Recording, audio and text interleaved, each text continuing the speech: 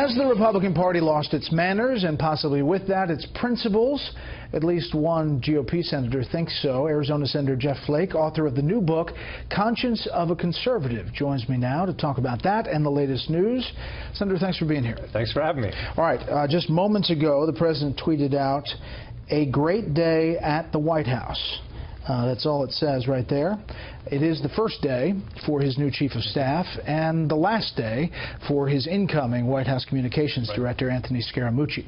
Your thoughts on this and kind of what it means for this White House? I would agree with that. I think it is a good day.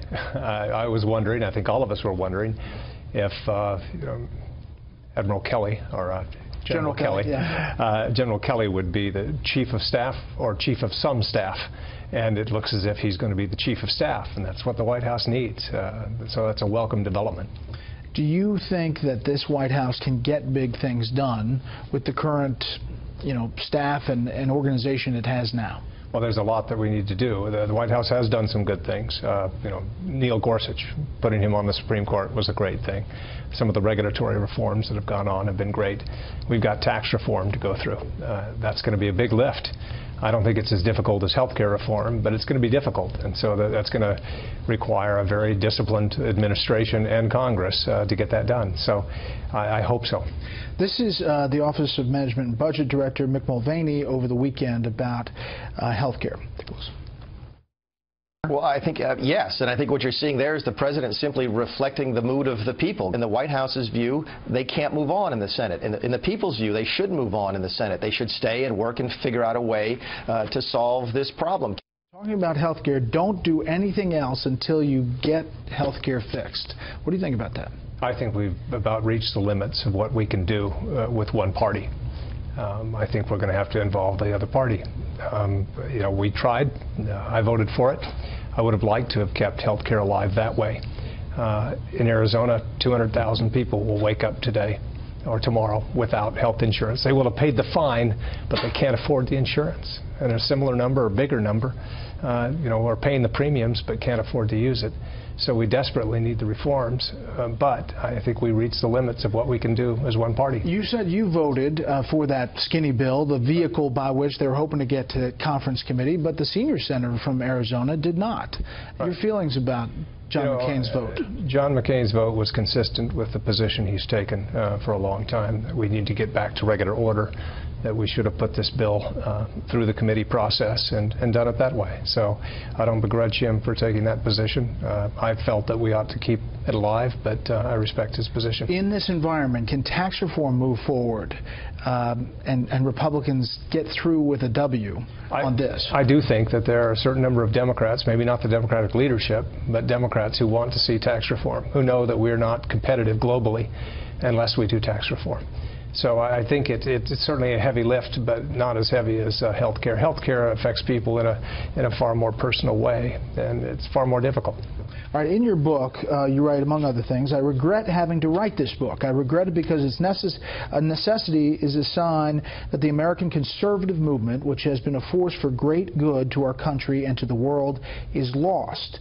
This book aims to describe how it went wrong and why, and how it might correct course. Given the state of our politics, it's no exaggeration to say that this is an urgent matter." I think it is. In 1960, 57 years ago, Barry Goldwater wrote the original Conscience of a Conservative because he felt the party had been compromised by the New Deal. The Republicans had been compromised. Today, we have a different challenge. I think that we are at risk of being compromised by things like intense nationalism and populism, protectionism, isolationism, anti-immigration fervor. These kind of things are detrimental in the long term, and I don't think that populism is the governing philosophy. If we want to stay in the majority as Republicans, if we want to actually accomplish conservative things, then we need to change. If that's the case, why did Donald Trump win so big over 17 other candidates in the Republican primary? Populism is called populism for a reason. It's usually popular. But once you get off the sugar high, then the results aren't very good. You have to remember, we held a majority as Republicans from 2001 to 2006, most of that time, while I was in the Congress, in the House, and we lost it. We lost the majorities in the House, the Senate, and then in 2008 we lost the White House as well.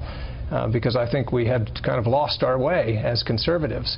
So this situation we're in today is not just the result of this president or this last campaign.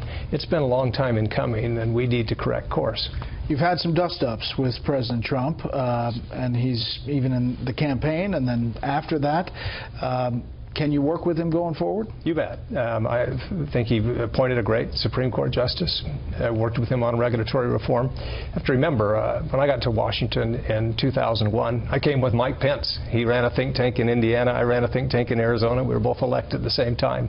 We opposed President Bush's significant initiative, the No Child Left Behind. And then we opposed the prescription drug benefit. Didn't think that was very conservative. But we worked with him on other things. I certainly did, and President Bush just came out and did a fundraiser for me, and because I was with him on most issues. With this president, I'll oppose him when I think he's wrong and support him when I think he's right. Sen Flake, we appreciate the time. Thanks for having me on.